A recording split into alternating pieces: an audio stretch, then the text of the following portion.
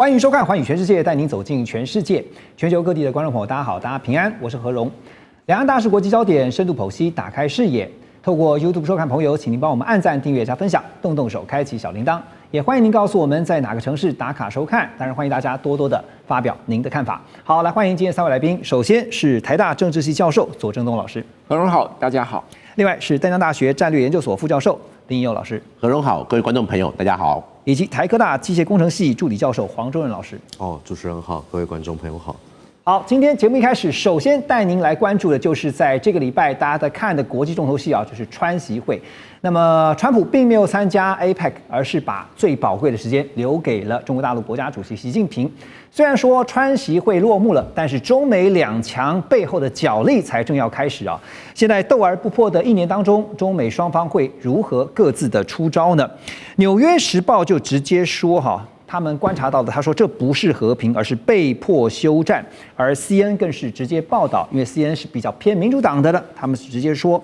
中国赢了。好，另外呢，美国暂缓黑名单，扩大1年的出口管制。那中国呢，则是暂停了稀土出口管制1年。双方在表面上都是交换善意，但是实际上呢，却是美国被迫让出科技管控的底线，中国则是以静制动，出刀不见血的夺下了战略的优势。所以在画面当中，你可以看到，我们特别帮大家整理美国前官员呢，有一位前官员就说呢，这个川普为了贸易胜利卖掉了美国的国安底牌。美国这次可以看到是首次把国安科技纳入了谈判的交换筹码。还有呢，这是昨天特别跟大家来看到的，在川习会之后根据大陆商务部公布的这个结果，特别在卡脖子就是我们接下来谈的管制的部分，美国暂停实施9月29号公布的出口管制50%穿透性的规则1年，而中方则是呢把稀土的管制也是延长为1年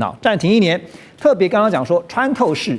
这个美国出口管制是美国先发动50%的穿透式规则。简单来看一下，就是在9月29号所发动的。然后呢，这个主要内容是凡是列为实体清单、军事最终用户清单这些相关制裁清单的实体，或直接与间接持有50%以上股权的子公司，都被列入是出口限制的名单。这个影响的范围非常的广泛。但这次呢，就强调说。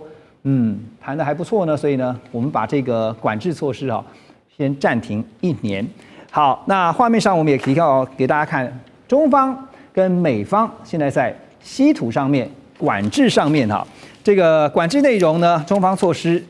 是暂停稀土管制1年。然后呢，美方是暂停在这个实施制裁黑名单，刚刚特别提到50%穿透式规则的这个名单上面是1年。好，那涉及的企业呢，包括了稀土冶炼中方这边稀土的部分呢，像是冶炼分离出口企业，美方晶片科技方面呢，则是暂停实施黑名单这个1年的时间。好，那相关的全球市场影响呢，包括现在看到中方还是掌握全球非常强90%的稀土加工能力。那现在就是美方不断在追赶。好，这次的川习会现在双方看到最后的结论都是呢，暂停对于对方的一个管制包括稀土、包括科技晶片相关的都是1年。那很多现在分析的看法都认为，总体来看，其实中方这次在谈判上是略胜一筹，因为既延长时间，又拿下了接下来谈判的主导权。左老师怎么看？好，首先我想认为中国大陆赢了这件事情本身就是习近平的胜利。为什么？因为这会让他在国内看起来很强势，这会让他在国际上呢得到很高的名声。因为这么多国家跟美国谈判，每一个国家基本上都是满足美国的需要。没错。那只有中国大陆可以对美国呢叫板，而且呢打得平手。就算你不认为他赢了，他最起码是平手。态势就是平起平坐，没有错。所以我觉得对内对外，习近平都可以宣称他是胜利的，这一点对他来讲非常重要。第二个，我认为其实对于中国大陆来讲，经济上来说最需要的可能不是这个所谓解除对于这个他的一些企业的制裁因为他讲到这个企业是过去已经被制裁的企业，他们的子公司、孙公司只要持有50%以上，那么就列入黑名单。现在说把这个推迟1年，可我认为这不是最重要，最重要是什么？最重要是关于芬太尼的这个关税调降了10%。对，而且呢，在这个会后，美国还宣布了，如果芬太尼的这个管制有成效，还会再把剩下的10%都移除。这20%对中国大陆来讲太重要了。为什么？因为这20%或者10%是涵盖所有的中国大陆的出口。那么对于中国大陆来说，它现在最迫切要解决的问题就是青年的失业问题。那这些失业的问题，它其实需要的不只是我们看到这些高大上的尖端科技，它更同样重要的，或者说对于青年就业更重要的是什么？是过去的这些劳力密集产业，这些其实给养了更大量的这些就业人口。对，那这些其实中国大陆还是非常有竞争力的啊，在全世界的市场来说，还是可以看到非常多来自中国大陆这一方面的出口。但是在美国，它尤其在圣诞节前。它如果这个关税继续，它就会丢掉了很大的一个这个市场。那现在在圣诞节前、感恩节前，它就恢复了。这个对于它来讲是及时雨啊。所以我认为这个部分其实可能是对中国经济来讲最重要的。就几乎面子里子，几乎在这一次，当然有人说谁赢了面子，谁赢了椅子。可是照目前我们所看到的整个总体分析来看的话，中国不但是赢了面子，又赢了里子哈。那接下来当然美国一定不服气嘛，所以你可以看到说，川普回到国内，在这个飞机上面的时候，他就说自己凭自己的分数哈是打了12分，满分10分呢，这个不会让人意外，因为他向来就是会给自己打很高的分数。但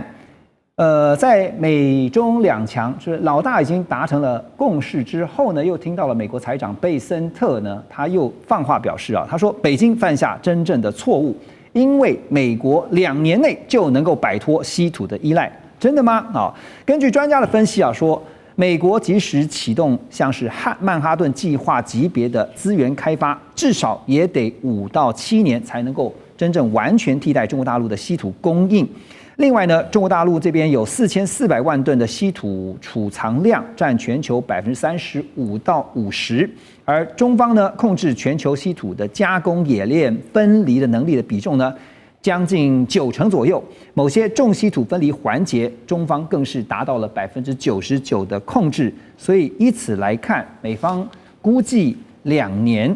就能够完全替代啊，会不会太乐观了点？林老师。这一边的话，其实我们先回归到刚刚讲的一个川习，这是一个见面。我个人会认为是双方各有所需，那双方都达成自己要的一个目标。对习近平来说的话，其实刚刚卓老师提到的这个芬太尼的10%，这是很重要的指标。同样的，对习近平来讲的话，他也证明了中国在他的领导之下是可以跟美国平起平坐的。那对于川普来说，他到底得到了什么？当然不是他讲的这个120分，这一个他好像自吹自擂这样。他最重要的其实就是说，他可以把一些东西带回去他国内。因为我们看他这次其实除了是去见习近平之外，他在日本跟韩国拿到了非常多的一些利多的一些消息，不管是这个日本的加大投资啦，或者是我们说韩国什么核潜舰要在美国制造啦，其实他这些东西都是他能够去带回到他国内对他的一个支持度的。所以其实在这一点的话，我们可以看到2个大头2个这个元首对话。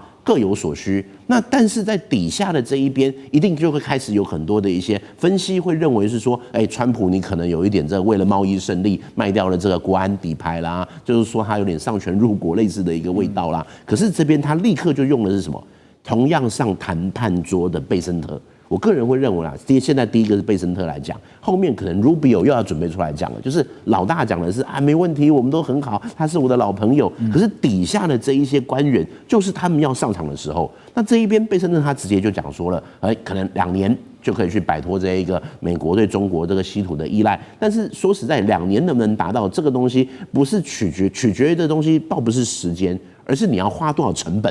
说实在，今天的一个稀土，你世界上含量还是什么，各地都有。重点不是含量，是提炼的技术。因为提炼的有时候它会有一个高污染，或者是提炼的成本这个问题。所以，与其我美国要自己去提炼，不如跟中国买。相对来说，这一边我可以降下很多的一些成本的问题。那如果今天我要重新去启动的话，要么可能是在越南或其他国家跟这些国家买，或是我美国要自己做。那美国你愿意去付出这一个成本在稀土上面吗？固然我们现在看到可能有国防的需求、晶片的需求等等的，让他必须要去做。但是在今天我们看到这宣布1年制裁，这1年365天会发生什么样的事情？老实说，没有人知道。会不会今天的稀土又是另外一个只是谈判的筹码？所以我个人会认为，贝森特他今天讲这个话是讲给自己国内来听的，因为其实现在对川普来讲的话，他现在在这个外面感觉上这一次东亚行好像外交大胜利，可是接下来他要去面对的是他国内更多的问题。是这国内问题，我们可能等一下还会再讨论。没错，就是在这个关税这个参议院否决了让他一些议案，这些东西其实是现在川普才要去面对的一个问题。所以这时候由贝森特放话，就是希望能够把这个我们讲说在谈判上面的稍微一点弱势拉回来一点点哈，这帮这个老板稍微加回来一点分数哈。所以刚刚林老师也点到一个重点，中美现在比的就是呢，接下来在休兵也好、暂停也好，这1年当中哈，谁能够更快的摆脱对于对方的依赖，谁能够更加的掌握包括科技还有包括矿产的，就是稀土的命脉哈，就会是接下来中美两强对决的胜负关键。好，说到刚才有稀土的部分，接下来是科技的部分哈。那当然，川普也证实啊，因为他被媒体问到，他说是我有跟习近平主席呢谈到了晶片议题，但是并没有涉及最高阶的 Blackwell 晶片，而中方呢先前我们也知道，他是直接拒绝了美国的 H20啊 H20，那后来连 B30A 啊都进不了大陆，无非是在释放出一个信号，就是中国大陆呢不再屈就美国说要卖出来的这些低阶产品啊，这些低阶货。所以有白宫 AI 沙皇之称的萨克斯呢，就直接说，中国大陆目前的态度很清楚，就是要全力扶植华为。但是这2天也听到了，黄仁勋就是辉达的执行长，他特别提到说，他也当然很希望辉达的芯片，比如说像是 Blackwell，能不能够进到中国大陆去贩售？但这一切都是川普决定，川普说了算。所以现在决定权在川普手上。我要问的是，洪老师，你觉得川普会允许 Blackwell 迈进中国大陆吗？这个问题其实挺有意思的。那就如左老师所说，这个其实今天在这个谈判上，到底谁真的赢，谁真的输，更大的是在面子上，习近平他得了一个比较大的一面。那今天如果川普允许了 Blackwell 晶片到中国，其实它最大的程度上分2个层面。第一个层面的问题是，他是不是输了面子？然后呢，如果今天川普他允许 Blackwell 晶片到中国，因为我们知道说，晶片可能3年一个世代，6年又在下一个世代的时候，前面 Hopper 可能什么都淘汰掉了。对，它真的那么的重要吗？不知道。但如果今天你掐着敌人的脖子，中国的研发能力，我不敢说他们特别厉害，但他们有足够的人力，足够的资源，我就跟你硬搞。那在这个程度下，如果川普没有阶段性的去开放这些东西，那对于中国去全力扶植华为来说，无疑是什么？无疑是在养虎为患。这是一个非常严重的问题。那至于说未来美方如果要出口，就是说，害怕他们买来拆解这个问题，这个涉及到整个晶片，其实它整个从它的上下游产业链到水平产业链来说，中国目前有没有办法去囊括这些所谓的先进制程的部分？如果它没有办法囊括先进制程的部分的话，那即便它拆解它 IC design， 它还是没有办法在 NVIDIA 的这些技术上去做一个比较好的妥协。所以反用美国技术来反制美国这件事情，会是Trump 在下一步上我要去思考，我要不要阶段性的去让他们放松警惕。那这样也换取时间，他们可以在稀土上面进行一些元素战略的一些策略指导。这样才有可能去执行所谓曼哈顿级的计划，这个可能是2个是要交互去参考的一个部分。因为从黄仁勋的说法哈，就是他不断对外的谈话跟态度表达的出来，是他很希望能够把辉达的产品就继续卖到中国大陆去哈。那对中国大陆来讲，是因为在先前已经被围堵、被封锁、被卡脖子哈，所以呢不得不也看到了中国大陆的半导体的相关的晶片的研发跟突破跟制造，那也由华为带头，好，他们在技术上不断去突破，所以呢，就算有这个辉达的产品晶片卖到中国大陆，其实是不是量也不需要太多？因为呢，它其实一方面也会影响到中国大陆自己，就是我们常常讲说大陆自主生产制造晶片未来的发展。对这个，但这个地方其实比较危险，说少量的卖过去，他们说这国安科技的问题并不在演算本身。对，那我们这 AI server 它分2个层次嘛，一个是说它的推理以及它的训练。那在推理的部分，我们知道明年2026年，其实辉达为了增加它的 market cap，它不断的在推 edge computing 的晶片。那在这个程度之下，如果有很好的 pre-train 的这些晶片，就是这些所谓的高阶晶片，那中国在无人机发展的很好的情况下，那他们如果这样更快，其实会影响到国防军事上的一些差异，包含在未来军武的一些开发上面。对，所以如果顺着这个逻辑的话，您觉得接下来如果是川普的话，他会听得进去黄仁勋的建议吗？这得看他能够，我觉得现在其实这些挺有意思的问题，因为对，那包含说这样子下来的话，川普有没有办法得到他想要的东西？因为川普讲了一句话，他希望制造业回到美国。叶老师觉得川普会听得进去吗？其实对川普来讲的话，他会去考量的，倒不完全会是说听得进去或什么这个什么回到美国啦怎样。最重要的是美国民众对他的支持度。因为其实我自己会认为，现在对川普来讲，他自己最 care 的，其实倒不是什么美国之争啊、关税、美中之争啊，还是什么，是现在国内的失业率问题，还有他的一个党团。这一次我们就看到这一次共和党又有人跑票啦。所以其实国内的一些因素，如果他现在没有办法去把他的一个经济或者是民望拉起来的话，之后的期中选举可能就要来了。那这些对他来说，的确会是一个很重要的，他要去会对他会去思考的方向。对，眼下对川普来说，最重要的还是他在美国国内的民意支持度。等一下回来我们继续聊。2025全球局势必须关注，中美赛局牵动地缘风险，连带影响台海两岸未来。环宇全世界，关心全世界，权威分析，专业观察，客观立场。每周6日，请您准时锁定，一同关心全球大事的瞬息万变。欢迎大家继续回到环宇全世界。好，我们刚才特别提到说，川习会之后呢，中美现在达成了共识啊，是休战1年，暂缓1年所带来对于双方的影响。而首当其冲的，当然最近大家看到是安氏半导体的风暴。怎么说呢？因为呢这场原本是荷兰挑起啊，声称是因为国安理由那所发动的这个企业接管行动，现在却让荷兰里外不是人啊。因为先前呢，荷兰政府信誓旦旦说他们要接管安氏是基于司法调查，强调跟政治无关。可是没想到这个白宫呢自己跳出来承认说，根据川习会在会谈期间所达成的框架共识，那么安氏半导体呢将恢复对于中国大陆的晶片出货。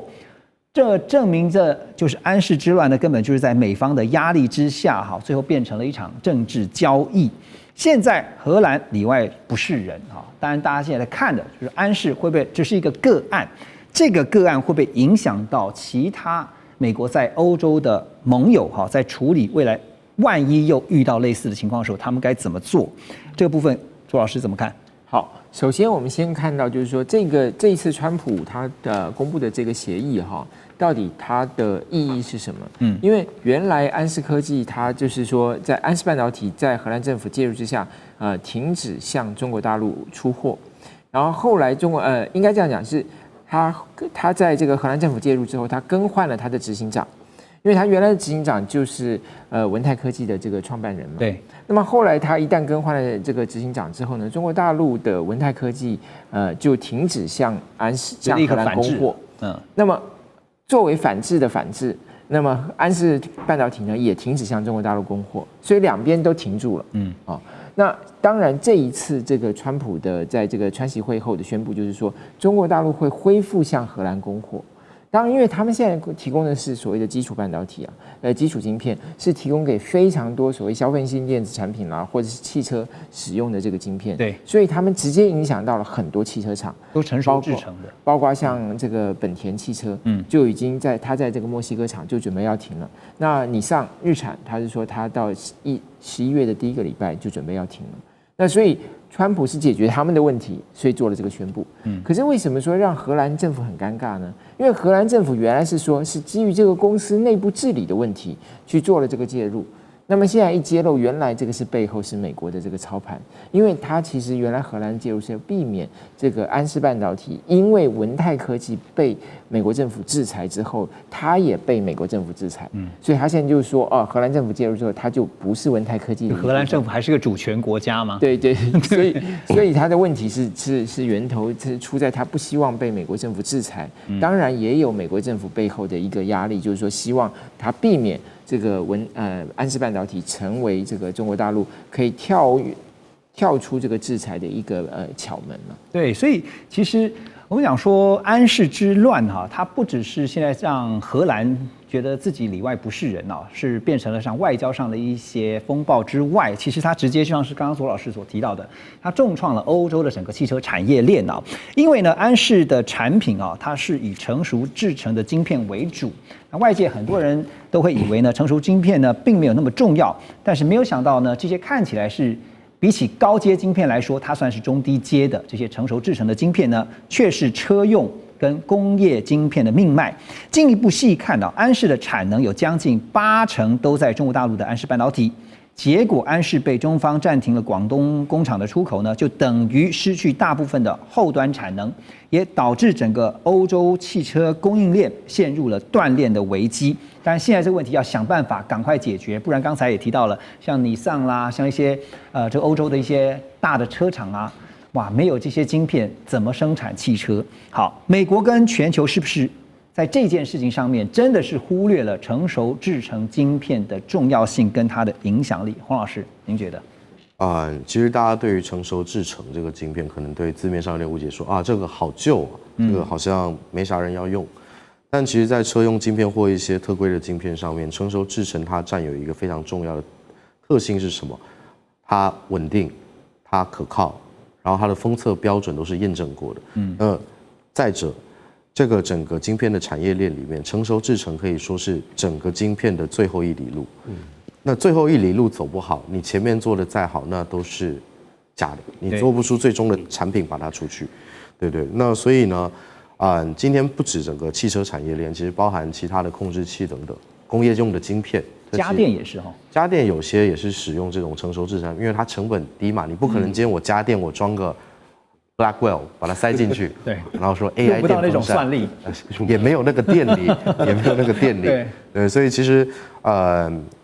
这个成熟制程晶片，大家放着放着，其实早年很多成熟制程慢慢移转到中国去下线开片之后。导致现在这个问题，我觉得应该是各国都要去重视的一件事情。因为它也是渐渐的这个依赖性一旦形成了，就是整个中国大陆的产能占了全球，刚刚特别提到将近90%啊。当你突然一下子没有的时候，全球都慌了，就整个乱了套了。是，就包含其实各种原物料，像早期的日本出产的氢氟酸等等，也都是一样的问题。我今天只要一个关键性的产品被某个国家在供应链上面掐死那个节点，都是非常非常危险，才会造成这样的问题。黄老师，那你接下来怎么看哈？就是中国现在我们刚刚讲卡住了80%的后端产能啊，那现在慌的是荷兰，因为他们想办法要解套。现在除了传出说呢，有被要求要恢复前执行长就是张学正的职务之外哈，当然这个美方的压力之下呢，我们也看到荷兰的艾斯摩尔，其实在 EUV 这个部分呢，它的出口是被管制的，甚至是被限制住，没有办法卖给中国大陆哈。所以未来有没有可能变成可能的谈判交换筹码之一呢？我觉得在短期上其实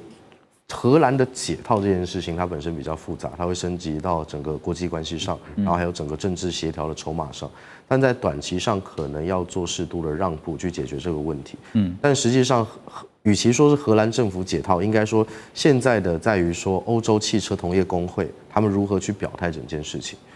所以未来很明显说，至少中长期从1年半个月后到1年这段时间，他们必须不断的去捞各地剩余的产能，至少先补足他们目前欧洲残存的车用晶片不足的这个问题。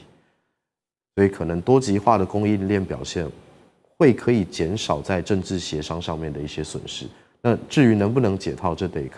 还是得看我们川普如何去发话，以及如何去走下一步。OK， 这个问题同样的想请教一下林老师，您又是怎么看？因为接下来对于荷兰来讲，他要想办法先是解套，不然的话影响到是整个汽车的供应链。我觉得其实今天的这一个整个我们讲的安氏之乱啦，对于欧洲国家或者对世界国家来说都是上了一课。就是我之前其实全力去支持你美国政策，可是你现在美中关系感觉上看起来还是有点改善了，缓和了。那我变成是不是里外不是人？那是不是我之前面所说的会变成我日后跟中国进行贸易上面的包袱？这一块其实是现在各国大家会去思考的。那我个人会认为的就是说，荷兰它当然其实我们常说荷兰其实有非常多的一些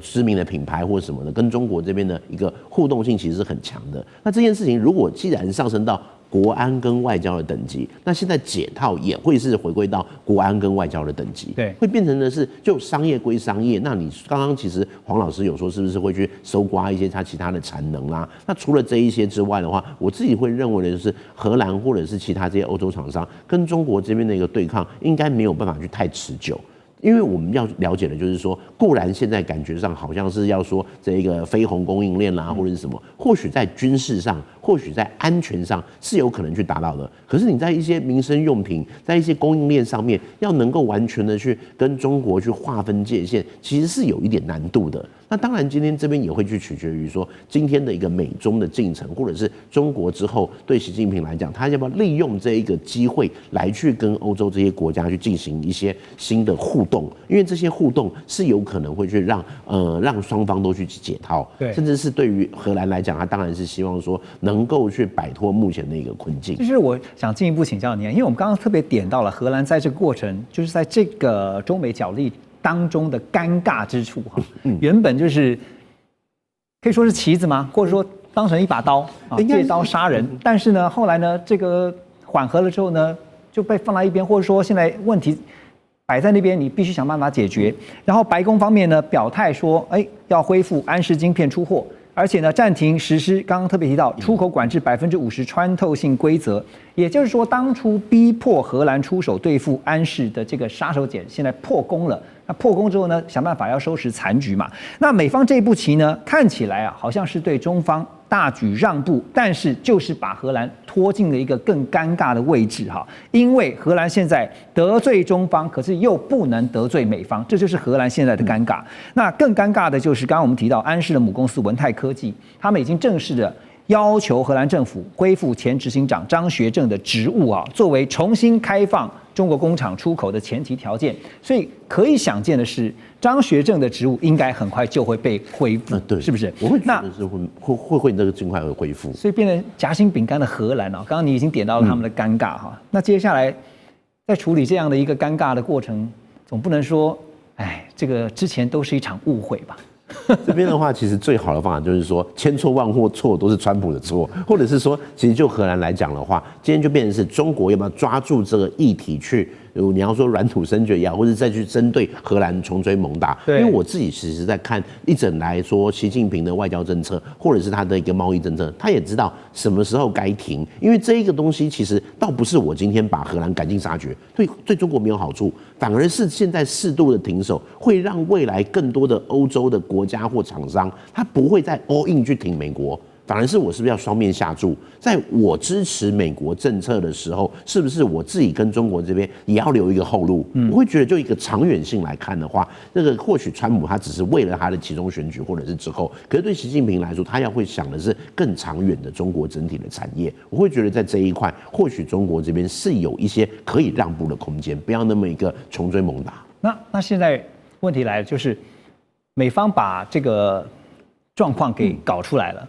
那荷兰现在陷入了一个尴尬的局面，可是总不能让荷兰自己去面对这个残局嘛？你觉得美方会出手吗？我觉得美方的一个出手，或者是今天美方就是说暂缓1年了，那什么时候我们1年再说？那现在的话，可能就是你荷兰你可以拥有一定程度的一个自主权，但是在这一块的话，当然还是要再去看川普在这一边的一个整体跟中国这边整体的一个互动。所以其实这里的话，还是我说的，就是对各个国家都会是一个警惕。对，老师有没有要补充？您觉得接下来的后事？现在比较麻烦的就是已经任命了新的执行长，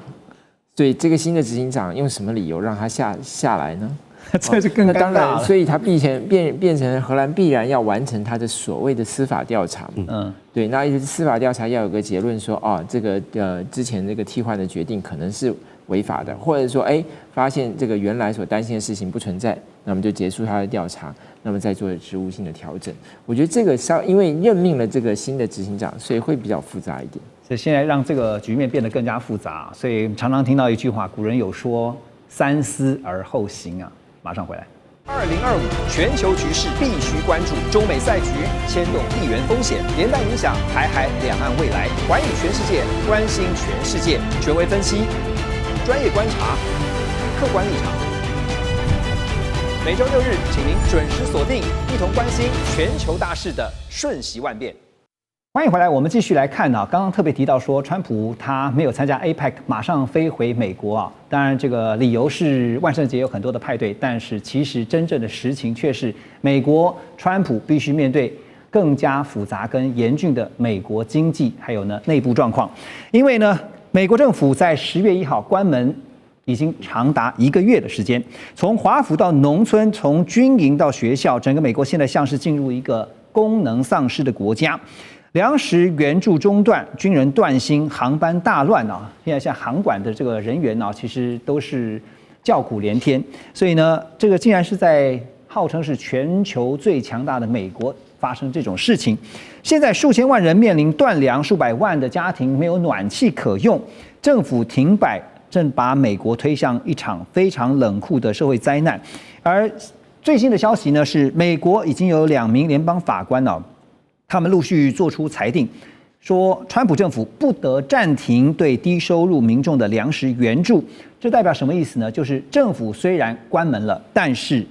这个时候联邦政府依然必须要动用应急基金来维持民生计划的运作，你不能不照顾老百姓啊。BBC 就分析美国政府关门造成的5大这个民生灾难，包括超过4000万人所仰赖的粮食券经费已经在11月1号用完了，600万的低收入家庭将会失去取暖的补助，100万美军被迫无薪上岗，那么联邦员工做功德好几周了都领不到薪水，航班延误成为常态，所以接下来这样下去总不是办法。可是川普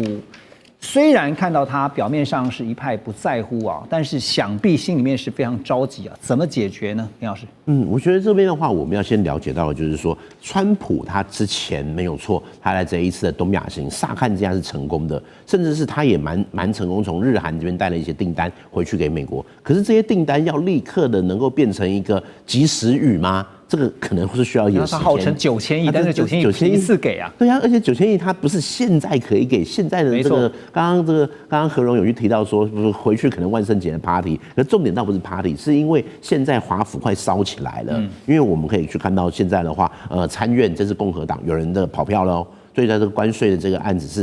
是否决的哦，是支持民主党的哦。对，更不用说在整体的一个总预算这一块，现在的联邦政府关门，它对于美国来说是一个非常大的一件事情。这个不是只是说这个什么这个航管啊，还是什么，讲难听一点，你去参观白宫都不能进去参观，因为它关门了。或者是什么垃圾啊，还是什么，就是有一些整个状况是非常糟的。那为什么会这样？今天最直接的就是今天民主党跟共和党这一边，甚至是共和党有一些人是也不满你川普。好，那为什么会这样子不满呢？对于川普来讲，最重要的还是你的民生问题没有办法去解决。因为其实我们仔细来想，川普从上任到现在，其实还不到1年，怎么感觉好像过了很多年的感觉，度日如年的感觉。可是他今天这一些美国的状况，不是今天一个川普上来就可以去改变。他是从他的一个 COVID-19 之后到这一个到之前拜登到现在整体所呈现的一个问题。那今天这一个问题其实是说，你说川普上来有办法去做这些改变吗？我个人是抱持蛮保留的一个态度啦。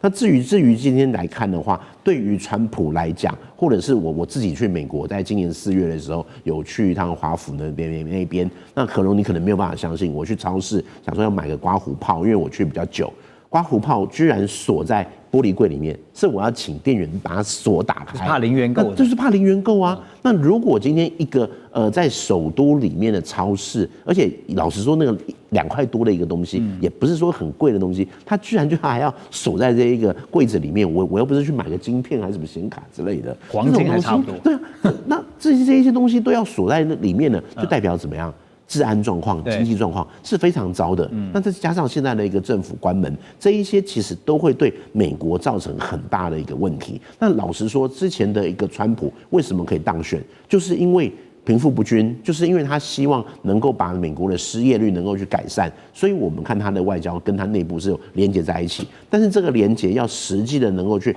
改善美国的问题吗？我个人认为可能还是会需要一段很长的时间。但是这个也给了各国在跟美国打交道的时候，可能会要去思考的就是，不是只有看当面跟川普的交易，是也要想的是他最在意的内部问题会不会去干扰他，或者会去影响他的一个战略。这一块其实也是我们可以去施力的一点。就是美国的经济问题，听到川普不断在强调说用关税就能解决哈，单一工具，然后呢，关税带来的庞大收入啊，一定能够解决像美国现在面临到的一些经济窘迫的问题。可是真正关税的收入能够起到多大的效应呢？现在大家也在看，是不是真的只有一点点而已？好，那除了民生问题呢，我们就来看美国的经济数据啊。根据 Challenger 他们的报告，到今年9月为止，在裁员的部分，美国企业的裁员人数达到94万人，预计到今年年底要突破100万。就连矽谷也成为裁员地狱啊！科技业半年就砍了10万人左右。桥水基金的创办人叫 Ray Dalio， 他就更是表示说，美国有高达60%的劳动者几乎没有生产力，整体经济由最富有的1%的人在支撑运转，整个社会阶层的结构正在崩塌。好，所以现在真的是听起来是蛮吓人的，因为整个社会国家只有1%的人在负责 run 这一个国家的整体结构，这是一个结构性的问题啊。1%的人掌握了生产力，但是60%的人竟然是完全没有生产力，这听起来很吓人。可是这样的一个结构性的危机迫在眉睫，对于美国，对于川普政府来说，他们一定知道怎么解决呢？黄老师，您觉得？其实说这个到底美国社会阶层的这个崩坏或崩解，要不要去解决？我觉得其实从我的角度来看，我不从总经或现在的经济情况来看，我觉得这是一个它不是一个崩解，它是一个整个产业结构转变的一个过程。结构在转型是。我们回到以前来讲说，第2次工业革命的时候，大量的工具机的出现，取代了传统劳动力。那男性的一些员工开始逐渐不被用，当时当然说女性或童工的价格比较低廉嘛，那企业主们他们肯定慢慢的去往这个地方去靠拢，去降低自己的成本。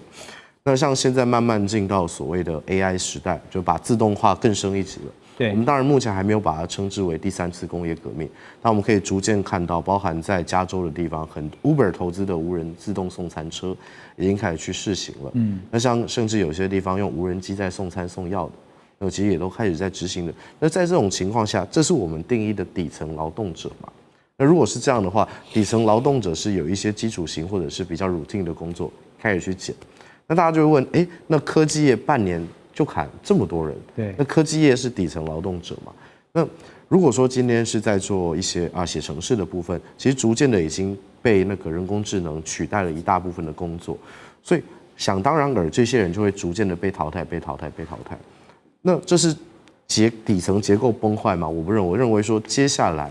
马上到来的一些新的产业，它会逐渐的萌芽出来。那就业市场重新活络，关键就在于接下来到底会走到哪一个生产市场。对，因为其实这几年也听到像是智慧制造，包括接下来在机器人的部分有所谓的人形机器人啊，就是要取代现有的人力，因为知道光是这个人口结构也是呈现倒金字塔的一个情况，就是要解决人力短缺，包括现在我们提到的60%的人如果是没有生产力的一个状况。所以那接下来对于美国来讲，他们有办法在短期之内达到这样的一个用科技来弥补或者是解决现在困境的这样的一个情况吗？ OK， 讲到智慧制造这个，其实在美国定义的智慧制造里面，它是还有凌驾于智慧制造的一个先进制造。那这边包含了当然是智慧制造的整体的自动化，然后提高良率等等。另外一部分是新材料、新药，然后新的生物发展这个部分，这2个发展的部分。那这些新兴产业到底能不能带动新的生产力？关键在于有没有高阶人才的注入。但当然，美国现在的政策对于高阶人才并不是这么友善的情况下，我不太认为说短期内会去改变这个现况。那基础人才的这个问题呢？我觉得当时提高关税的时候，这个最好的方法是什么？我不要用全智慧制造，我用半智慧制造。我去吸引这些他们口中所谓没有生产力或没有提高 GDP， 他不需要做太多事情，他做一件事，按按钮，按按钮去让他们有足够的生产力。那我从原物料进来，我不是到终端产品的时候，那我这个关税中间的利差是相对比较不会受影响。所以我个人觉得，川普如果他看到这一块，他在下一步很大的歧视，我把制造业带回美国，我把很多复杂的东西自动化，这是他的个性嘛？我什么都简单，我最好按一下全部搞定。那这样子，我所谓没有生产力的人，他就来按按钮，对，我就逼你公司 hire 这些人，我也不用发失业救济。那会不会太理想了？他一直都很理想，不是 ？OK， 好。不过现在理想归理想，现实归现实啊。美国的关门风暴持续在演变当中啊。那根据《经济学人》跟 YouGov 的最新民调也显示说，现在就是看，因为刚刚我们也提到了，川普在意的是民意支持度。那现在最新的民调显示，美国民众满意川普施政的数字呢，掉到39%啊，40%都不到，创下川普2.0啊，就重返白宫以来的新低点。另外呢，63%的人明确表示不认可川普对政府的管理。有46%的美国成年民众认为呢，政府停摆的责任就在共和党和川普本人。从这些最新的民调，当然民调是变来变去啊，跟这个民意如流水是一样的。但是我们要问的是，接下来马上就要进入到2026年了。2026美国的期中选举很重要啊，这样对共和党来讲，对川普来讲，不是一个警讯吗？没有错哈。现在大家都会认为说，这个问题就出在川普身上，特别是民主党人，因为原来他们是因为坚持就是说，这个川普的预算大砍，这个对于这个美国健保的，就是所谓的奥巴马健保的这个补贴，会让大家的健保保险费用上升，所以他们反对，以至于造成了这个政府关门。那当时川普的算盘是什么？就是说。你想政府关门谁受害？是这个联邦政府的雇员。这些雇员在哪里？在 DC， 在这个马里兰州，在维吉尼亚州，这些都是民主党的选民。所以他计算就是说，这个关门的结果是伤害了民主党多于伤害共和党。他是想过了。对，所以但是结果现在这么一下来之后，变成什么？变成第一个，变成大家怪了川普，因为。它受影响是整个美国啊，比如像这个航空的这个飞行，就是航管受到影响了，还有很多其他政府常态运作应该会支持的这种民生的部门受到影响，美军这受到影响。当然，现在另外一个问题是什么？民主党也不敢轻易的退啊，因为民主党现在川普说，他如果一旦恢复之后呢，他这个 OMB 啊，就是美国的这个所谓预算管理部门，就白宫的预算管理室要去。这个惩罚那些发动在联邦政府内支持民主党的发动这个背革川普的这些人，所以如果民主党轻易让步的话，到时候这些联邦政府的员工会来怪罪民主党，说你怎么会让步呢？你怎么轻易就让川普是老师这个局面其实也许川普始料未及啊，但是我们都知道川普他擅长交易哈，他弹性很大。我说他弹性很大，那会不会就是迫于他遇到的现实状况？他会做一些调整，您觉得？我觉得目前看起来他的交易呢是藏在他心里的。第一个，在成功的亚洲行之后，他现在是更加强硬。他现在要求共和党的这个参议员呢，要废掉这个所谓的冗长辩论。因为美国在参议院它有这个冗长辩论嘛，就是你只要想要发言，你就可以无限时间的发言，除非你有3/5的投票，可以让它停止。那3/5就60席，所以这就保障了少数。为什么民主党没有多数却可以背革预算，就是通过参议院的这个2/5。那现在共和党的这个多数党领袖呢，他原来在竞争这个党魁的时候，竞争这个多数党领袖的时候，他就是反对。废除这个条款的，所以他反对。但是在川普的旋风之下，也许他最后会让步。但是关门不能无限期一直关门下去嘛？他们有没有至少设定一个时间点？因为11月最后一个礼拜要感恩节了，起码感恩节前会不会有一个？没有错，上一次关门呢是35天，这一次已经超过30天。所以大家已经认为说，大概未来这一个礼拜可能就会结束。但是现在我想就是用这个所谓冗长辩论的。废除，因为如果一旦冗长辩论被废除，民主党以后就没有武器了。没错，所以也许在这个威胁之下，加上川普的旋风，会让这个共和党的这些参议员让步。那么这个最后民主党可能为了维护这个冗长辩论，最后也许就让步。现在那个 timing 可能是看在感恩节前夕啊，不然的话，美国民众恐怕不感恩了。马上回来。2025全球局势必须关注，中美赛局牵动地缘风险，连带影响台海两岸未来。环宇全世界，关心全世界，权威分析。专业观察，客观立场。每周6日，请您准时锁定，一同关心全球大事的瞬息万变。欢迎您继续回到《寰宇全世界》。川普现在要担心、要烦恼的，恐怕还有很多事情啊。其中有一个就是美军的航母，因为美国的最新航母福特号，它的电磁弹射系统频频故障，让川普很不高兴啊。因为根据这个资料显示，福特号在服役前进行747次的电磁弹射的测试，总共发生10次的严重故障。这个数字呢，远超过美国海军平均4166次弹射出现1次严重故障的这个标准。所以呢，川普非常生气，他就下令说，全数的美国航母要回归到蒸汽弹射，而且还怒批我们美国花了几十亿，怎么做出这种愚蠢的电动玩意？那这个决定当然立刻也让军方炸锅，连美国军工业都跳出来痛批说，你这样做的话，简直是倒退回冷战时期啊！因为美军的退役上校就指出说，正在建造中的美国航母，如果强行修改，把原本最先进的弹射这个电磁弹射改回到之前的蒸汽弹射，这会导致服役期严重延宕。另外一个频道战区啊也痛批这个决定可能会动摇美国航母更新计划的根基。更严重的是呢，美国唯一的蒸汽弹射零件供应商去年已经宣布停产了，所以到时候真的改回到蒸汽弹射，恐怕最后是无货可修。好，那对照这个美军的航母呢，我们来看中国大陆解放军的这个航母福建舰。已经试过了3型的这个舰载机啊，包括歼15、歼35、空警600，顺利完成了3连发的电磁弹射。所以可以看到，是中美两国的航母技术在这个时候就立刻出现了一个很大的反差。那当然，这个川普说要退回啊，就是说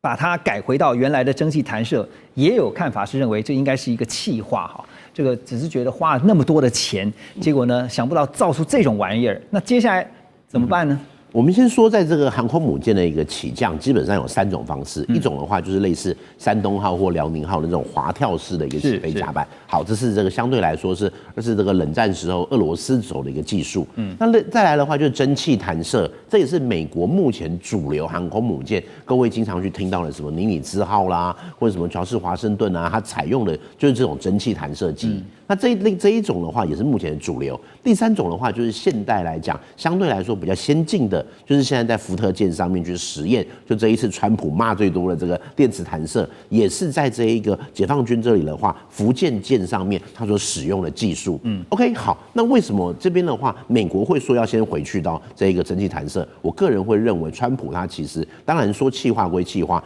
但是他自己会认为，我现在没有时间去等你这个最高科技的结晶了。我现在要的是先冲量才求值，先求有才求好。因为现在在海面上面，美国海军不一定拥有这么大的一个实力，他或许没有办法在这边完全的去碾压这个解放军，这个基本上是不太可能的。所以说，其实当解放军的一个海上的实力崛起的时候，它的航空母舰是不是我要先求一个稳定成长的技术？所以我会觉得他今天要讲的，倒不是说完全是要去否定了电磁弹射，而是说我要保持蒸汽弹射的技术，让我如果电磁弹射没有那么顺利的话，我这些其他的航空母舰都可以持续去一个使用，或者是去运用这样的一个技术。对。那再讲回来的话，为什么今天电磁弹射会有这样的一个问题？我个人会认为会是在这一个马达的传输效率上面，它其实这个故障不是说这个电磁技术的一个故障，而是在海上试验的时候。因为一艘航空母舰，它的一个配电非常重要，不管是这个电梯的一个起降啦，或者是任何的系统啦，当你在这一个发电量如果没有办法去支付，或者是在转换效率上面有一些问题的时候，可能就会导致电磁弹射的这一边出现一些故障。所以其实现在美国要做的，或许是要回归到它的一些比较细部，在测试的过程中间去找到这个问题的所在。那对于中国来讲的话，因为其实中国在这里，它等于是有一点弯道超车，它跳了一代。对，我们仔细去看，中国它从滑跳就直接跳到电磁弹射喽，它是没有蒸汽弹射。所以其实今天美国他会希望的是，如果我没有电磁弹射的话，我至少还有一个蒸汽弹射可以去运用。有一个关键名词啊，叫中压直流哈，就是说在中方解放军这边，现在最新用的电磁弹射采用中压直流，这个部分的话是关键，是一个反超的关键吗？我会觉得倒不能说是反超关键，应该说在技术的应用上面啦，这个是一种方式。但是其实今天对中国来讲的话，它的这一些科技高新科技是没有问题，可是其实对中国来讲，它或许在一些基础产业、基础工业上面，比如也会回归到就是在海事的时候，可能还是有一些难关必须要去突破。那这些难关也是为什么现在我们看到福建舰它现在是在南海这一边非常多的一个海事，我会认为的是船开出去已经没有问题了，可是接下来就是它起降的效率。它还有就是在起降的过程中间的一个配电，因为毕竟它不是核能，它还是用传统的一个动力。那传统动力的话，这里就会是在这个电力的配置上面，这一点或许也是接下来我们可以去观察解放军航舰发展的一点。就川普现在想要大力整顿美国的海军，无非也是意识到了美国海军现在在整体海上的作战实力哈。这个原先还唯有强大的优势，但是现在可能已经没有办法跟昔日相比啊。那当然，除了弹射系统之外呢，川普最近还亲自下令啊，他说他要恢复战列舰时代，宣称要打造黄金舰队，用厚重装甲跟巨炮来对抗中国大陆的海上力量。这个新的黄金舰队呢，要纳入大型战舰、小型护卫舰，而且呢配备更强大的远程飞弹。可是呢，就有军事专家啊，就提醒他说，这个军事专家就指出啊，战列舰的缺点非常明显，包括什么航速慢、雷达反射大，很容易成为飞弹的靶标。而现代战争早就进入了无人化、高机动、远程制导的时代，更何况啊，这些重型反舰导弹的出现，让依靠这种重装甲的战列舰根本无法抵抗，只要集中一发就有机会因此瘫痪。所以言下之意，连军事专家都觉得，川普所提到战列舰也好，要打造黄金舰队，其实川普很喜欢黄金啊。你看这次去韩国有一个黄金王冠，然后呢，在美国要打造一个金穹，什么都是金哈。那但是这个黄金舰队，或者说我们现在先讲战列舰，真的适合现在的战场现态吗？周老师，首先可以肯定的哈，就是如果美国海军真的根据川普的命令去建造的话，在川普卸任之前，他们也不会造出来啊。时间绝对对，时间来不及啊。川普在第一任的时候啊，那时候他下令就是说，美国海军要把他的舰队数目提高到355艘。那结果到他卸任的时候呢？当然都没有成果嘛，所以到现在美国海军的舰队数目就是大概287艘左右。那所以这个主力舰的情况，其实我认为也会是这样子。川普当然是不断的去勾勒一些想法，他的重点是几个重点。第一个，他要告诉大家他对美国海军的一些美好想象，让大家去想象美国海军未来会是像过去那样个，比如像说什么威斯康星号啊，或者是这个米苏里号那样子非常庞大的，对，因为那个是二战时候美国是战胜国，是全世界的霸主那个的形象，他要的是那个意象。据说他经常晚上跟美国的海军部长交换讯息啊，所以他强调的是他很重视这件事情。那他真正会做的事情，大概还是会优先造很多的小的舰艇，特别是无人舰。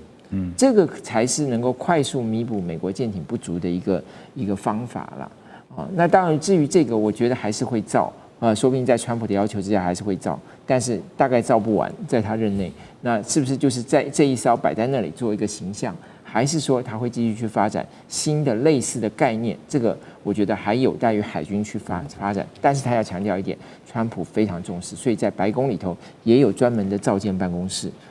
甚至川普本身也不断强调，就是说他要命名啊，那这个命名对他来讲也非常重要啊。那就是我认为川普就是在唤醒大家对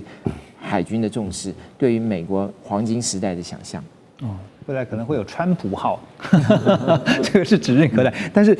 林老师帮我们补充一下，因为其实提到的黄金舰队啊，你看起来就是阵容庞大，好说，但是军事专家都提醒了，很危险的，这万一成为靶舰啊，或者是说这个依靠重装甲，它很容易被发现等等的一些缺点啊，它当然有它的这个优点，可是